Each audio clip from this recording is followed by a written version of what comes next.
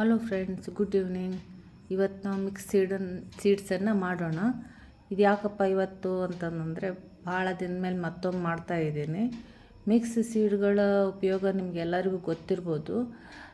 ಇದರಲ್ಲಿ ನಮಗೆ ಬೇಕಾಗುವಂತಹ ಒಮೆಗಾ 3 ಇರುತ್ತೆ, ಆಮೇಲೆ ವಿಟಮಿನ್ಸ್ ಇರ್ತವೆ, ಕ್ಯಾಲ್ಶಿಯಮ್ ಇರ್ತವೆ, ಫಾಸ್ಫರಸ್ ಇರುತ್ತೆ, ಆಮೇಲೆ ಒಳ್ಳೆಯ ಫ್ಯಾಟನ್ನು ಸಹ ಇದರಿಂದ ನಾವು ಪಡಿಬೋದು.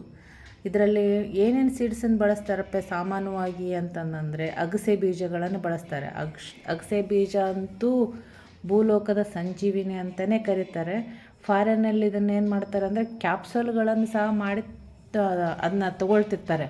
ನಮ್ಮಲ್ಲಿ ಅಷ್ಟೊಂದು ಕಾಸ್ಟ್ಲಿ ಏನಿರಲ್ಲ, ಹಾಗಾಗಿ ನಾವು ಆರಾಮಾಗಿ ಅದನ್ನು ಚಟ್ನಿ ಪುಡಿ ಈ ರೀತಿಯಾಗಿ ಇಲ್ಲಿ ನಮ್ಮಲ್ಲಿ ಬಳಸ್ಕೊಂಡು ಒಮೆಗಾ 3 ನಾವು ಈ ಸೋರ್ಸಿಂದ ತೊಗೋಬೋದು. ಅದಲ್ಲದೆ ಸೂರ್ಯಕಾಂತಿ ಬೀಜಗಳನ್ನು ಬಳಸಿದ್ದೀನಿ ನಾನಲ್ಲಿ, ಮತ್ತು ಎಳ್ಳು, ಮತ್ತು ಶೇಂಗಾ, ಮತ್ತು ಒಣ ದ್ರಾಕ್ಷಿ, ಹೀಗೆ ಸುಮಾರು ಒಂದು 7-8 ಆಮೇಲೆ ಜಿಯಾ ಸೀಡ್ಸನ್ನು ಹಾಕಿದ್ದೀನಿ. ಯಾಕಪ್ಪ ಜಿಯಾ ಸೀಡ್ಸ್ ಇದರಲ್ಲಿ ಅಂತಂದರೆ ಜಿಯಾ ಸೀಡ್ಸ್ ಏನು ಮಾಡುತ್ತೆ ನೋಡಿ, ಇದೆ ಎಳ್ಳಿದು, ನೆಕ್ಸ್ಟ್ ಇದು ಸೂರ್ಯಕಾಂತಿ ಬೀಜ, ಇದು ಕಲ್ಲಂಗಡಿ ಬೀಜ, ನೆಕ್ಸ್ಟ್ ಇರೋದು ಕುಂಬಳ ಬೀಜ, ಇದು ಜಿಯಾ ಸೀಡ್ಸ್ ಏನು ಮಾಡುತ್ತಪ್ಪ ಅಂತಂದರೆ ಹೊಟ್ಟೆಯನ್ನು ಕ್ಲೀನ್ ಮಾಡೋಕ್ಕೆ, ಅಂದರೆ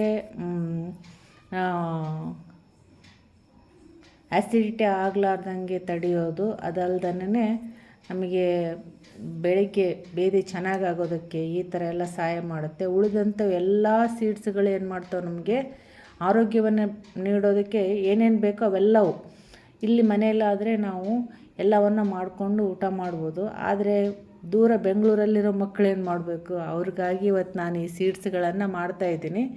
2 ಪಾರ್ಸಲ್ಗಳು ಬೆಂಗಳೂರಲ್ಲಿರೋ 2 ಮಕ್ಕಳಿಗೂ ಒಂದೊಂದು ಹೋಗ್ತಾಯಿದೆ. ನಮಗೂ ಇರಲಿ ಅಂಥೇಳಿ ಅದೊಂದು ಸ್ವಲ್ಪ ಮಾಡ್ಕೊಂಡಿದ್ದೀನಿ. ಡೈಲಿ 2 ಸ್ಪೂನಷ್ಟು ತಿಂದ್ರೂ ಸಾಕು, ಆ ದಿನ ನಮಗೆ ಬೇಕಾಗುವಷ್ಟು ಎಲ್ಲ ಪೋಷಕಾಂಶ ಸಿಗ್ತವೆ.